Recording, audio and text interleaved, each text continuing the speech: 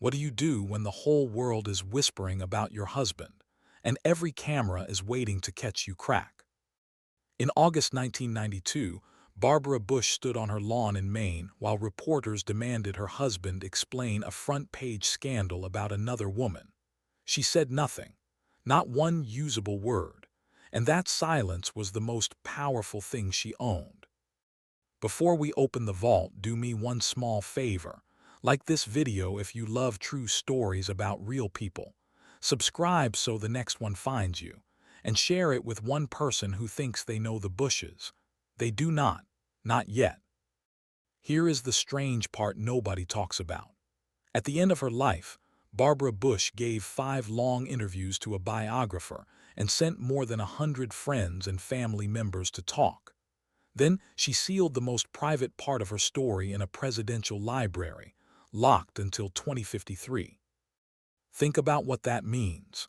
She picked the writer, decided what to open early and what to seal, and picked a date when nearly everyone who could contradict her will be gone. She was not hiding her story. She was guarding it like a key. Why would a woman do that? To answer, you have to travel back to a dining table in Rye, New York, in the 1930s. Barbara Pierce was the third of 4 children. Her father ran a successful magazine company. Her mother was elegant, sharp, and stretched too thin. At that table, the older sister was encouraged to eat. Barbara was told she had had enough. Small moments, repeated daily, teach a child a lesson. She learned it well. Make yourself useful. Make them laugh. Never become the problem. She went to a girls' boarding school in Charleston, popular but unserious about her studies. What she had mastered, and it would carry her further than any degree, was reading a room and becoming exactly what it needed. In December 1941, weeks after Pearl Harbor, she went to a Christmas dance in Greenwich, Connecticut. A senior from a famous prep school saw her across the room and asked a friend for an introduction. George Herbert Walker Bush. The band struck up a waltz. He confessed he could not waltz, so they sat and talked instead. They told that story separately for 77 years, always the same way. Most origin stories fall apart. This one never did. What the story left out was who he was on paper. His father would become a United States Senator. His mother came from a family that ranked every moment by competition, with a summer compound on a peninsula in Maine. For a girl whose father printed magazines, this was not a nice boy. It was a different altitude, and she felt the difference from the very first week. He enlisted on his 18th birthday and named his planes after her. Barbara, Barbara II, Barbara III.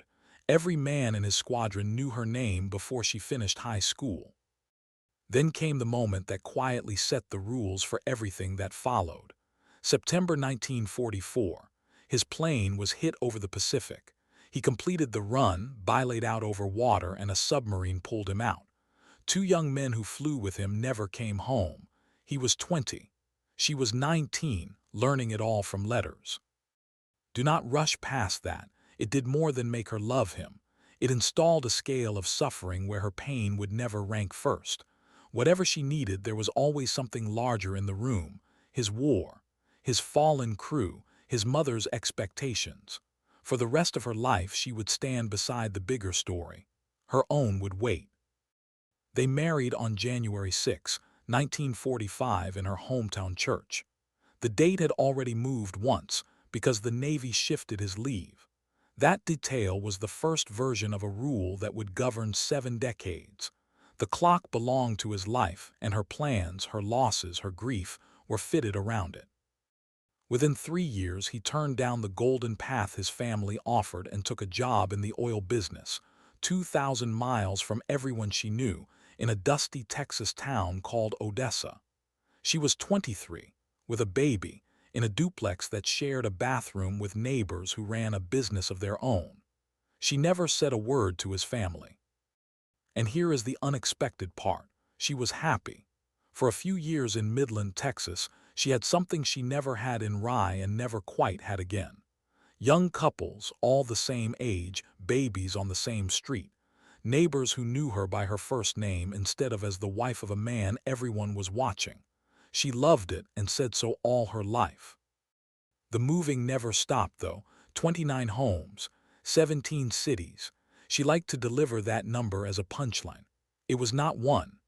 29 times she boxed up a home, found the doctors, the schools, the church, and rebuilt a circle from zero, then walked away. In September 1949, her father was driving her mother near their hometown. The car left the road. Her mother died on the spot. Barbara was 24 and pregnant, and the trip was judged too risky. She did not go to the funeral. Let that land. The mother W. Ho taught her to be small died without a goodbye, and Barbara was not in the room. She recorded it in her memoir without drama and moved on. By now, you see the pattern. 3 months later, her daughter was born. They named her Pauline Robinson Bush, for the grandmother she would never meet. Everyone called her Robin. In the spring of 1953, Robin was 3 and a new baby had arrived. One morning, Robin woke without her usual energy and said she might go outside, lie in the grass, and watch the cars go by. Barbara took her to the doctor. The tests came back. Leukemia. Advanced. In 1953, the standard advice was simple. Take her home, keep her comfortable, love her. It will be quick. They said no. They found a hospital in New York, and within days Robin was receiving transfusions and treatments closer to experiment than medicine. Barbara all but moved in. George flew back and forth, running his company, raising a 7-year-old son who had not been told how sick his sister was. Decades later, Barbara told her granddaughter on television the detail that defines this marriage. During the transfusions, her husband had to leave the room, every time. He could not watch the needles go into his little girl. She stayed. She held Robin's hand, and she made a rule for herself. She would not cry in front of her daughter, not once for 7 months. Friends remember the same division of labor. He wept. She did not. Because somebody in that room had to be steady, and it was never going to be him. Robin died on October 11, 1953, 2 months before her 4th birthday. Barbara was holding her hand. She was 28 years old. Her hair went white that year, and she stopped coloring it.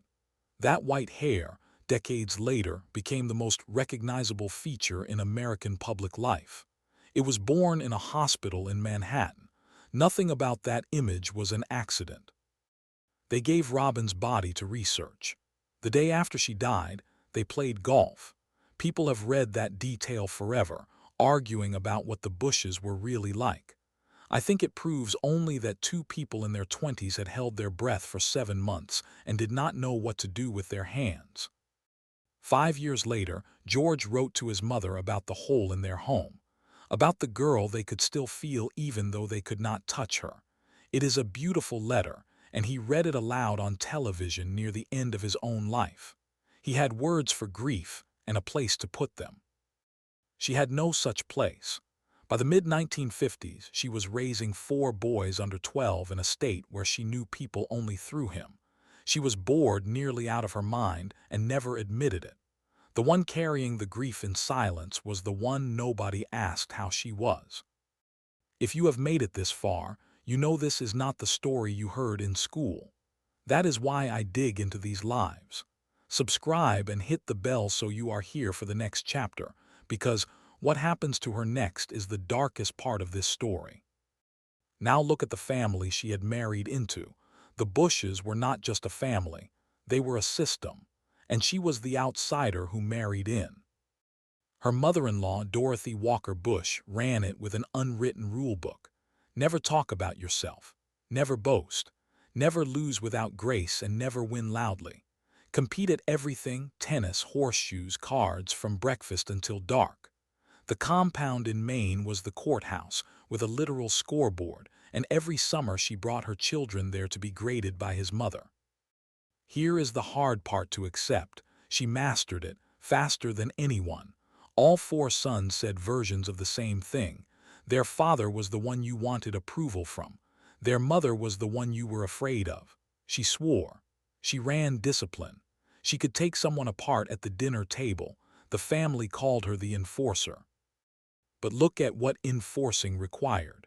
A woman who learned at 11 not to be the problem, now performing that lesson as a full-time profession. She turned silence into a job. The political climb began in 1962. He lost a Senate race, won a House seat, lost another, then went to the United Nations and a residence in the Waldorf Towers. Then came the assignment from hell, running the party through Watergate and defending a drowning president every day. And Barbara made a decision that reveals how the marriage worked by then. She quit the news entirely. No papers, no broadcasts, nothing. She removed herself from the information stream on purpose, so she would not know what the country said about her husband. Then came China. In 1974, they moved to Beijing, where he led the American liaison office. For about a year, they had almost no Americans around, no fundraisers, no in-laws, no children at home. They rode bicycles. They learned Chinese together. She called it, without hesitation, one of the happiest times of her life. Hold on to that, because the hope was real. Strip away the system, the calendar, the crowds, and those two genuinely like each other. At the end of 1975, the call came. He was coming home to run the CIA. That is when it happened. She was 50. The children were grown or gone. Her husband now held a job he could not share with her. Not where he had been, not what his day contained, not why he was late. The one role she had always been allowed, the absorber, the manager, the one who knew everything, was now off limits by law. She came apart. For about 6 months the thoughts arrived while she drove, driving into a tree, not waking up. She would pull the car onto the shoulder and wait for the darkness to pass. She told no doctor. She told no friend. The wife of the director of Central Intelligence could not become a psychiatric patient without headlines, and she knew it. She told exactly one person. He offered to quit the job. She told him not to. Then she sealed that secret for 18 years, publishing it herself in 1994, after the presidency, when disclosure could no longer cost anyone anything. Listen to that instinct. She understood the difference between a secret and a secret with a release date. Something else was moving through Washington in those years. The whisper about her husband and a staff aide named Jennifer Fitzgerald. She joined his team in the early 70s, went to Beijing, went to the CIA, and stayed beside him for years, guarding his schedule so tightly that other staff complained openly.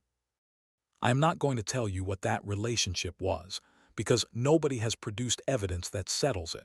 What I can tell you is this. Barbara Bush spent about 20 years in rooms with people who believed something about her marriage, and she never gave a single one of them a reaction they could use. Her own diaries treat the depression and the rumor as connected, without claiming proof. That is the honest version, and it is grim enough. The way back was work, and the work became entirely hers. Her son Neil had struggled with reading, and the struggle had a name, dyslexia. Out of it came her mission, teaching America to read. She founded a foundation with her own name on the door, her own board, her own money, her own agenda, while her husband was president and entirely outside his control. She even wrote a best-selling book narrated by the family dog and gave every penny to literacy. In 1990, students at a famous women's college protested her invitation to speak, saying she was famous only through her husband. She arrived with the wife of the Soviet leader, gave a speech about following your own path, and wished one graduate well as a future First Lady. The protesters gave her a standing ovation. She knew how to win a room because she had studied rooms her entire life. She learned her limits the hard way. In 1984, one sentence about a woman running for vice president, a word that rhymed with a nasty one, ran everywhere. She apologized by phone. Decades of perfect discipline undone by a single loose sentence. She never made that mistake again. So by August 1992, this is who stood on that lawn in Maine. A woman who held her daughter's hand at the end while her husband could not bear to watch. A woman who had missed her own mother's funeral. A woman who had packed her life into boxes 29 times. A woman who nearly did not survive 1976 and told exactly one human being. A woman whose approval rating ran above her husband's for most of his presidency, because she had learned at 11 to give the room exactly what it wanted. That is why she said nothing that day. She had worked out something the rest of Washington had not. Every sentence she spoke would have been carved into tomorrow's front page, but you cannot quote a silence. Silence was the only answer that could never be used against her. He lost that November. They went home to Texas, and the marriage became what it had probably been for decades. Not a romance, not a prison, a shared enterprise, two names on every deal, and neither one ever walked away. One more chapter reframes everything. In 2016, with her son Jeb running for president, she told reporters there had been enough Bushes, then flew to New Hampshire and campaigned for him anyway. She blamed the stress of that season and of Donald Trump for the crisis in her chest. And when a reporter asked whether she still considered herself a Republican, she paused and said she probably would not say yes today. None of that is in a memoir. It came out in the interviews she gave at the end of her life. Then she made her final move. At 92 and failing, she sat with a biographer, gave 5 long interviews, and sent more than 100 friends, aides, and family to talk. Then she opened her diaries to that one writer, decades of private pages reaching back to 1948, while sealing the originals in the library until 2053. Look at the shape of that. She picked the writer, decided what to show early and what to lock away, and picked a date when almost everyone who could contradict her will be dead. When? The biographer chose a title she disliked. Barbara offered her own. The Fat Lady Sings Again. It is either the funniest or the saddest title in American history, and probably both. It leads straight back to a dining table in Rye, where a girl was told she had had enough. She died on April 17, 2018, at 92. Her husband died 7 months later. They were married for 73 years and 3 months, longer than any presidential couple in American history. So picture the lawn one final time. The image you were meant to keep was a loyal wife beside a wronged husband, the wholesome grandmother of America, faithful to the end. What was actually standing there was a woman who spent her whole life learning not to break, who discovered that in that family, the one thing that belonged entirely to her was the written truth, the record, and she guarded it like treasure. Who understood that silence is not the absence of a voice. It is a voice choosing its moment. She never stopped speaking. She was only choosing when the world would finally listen. And in 2053, when the vault opens, we will hear what she has been saving. Maybe then we will understand that the quietest person in that family was telling the truest story all along. If this story moved you, leave one word below: vault. And if you want to be there when the next hidden story opens, subscribe and hit the bell. Share this with someone who needs to know that silence can be a weapon, a shield, and a throne. See you in the next one.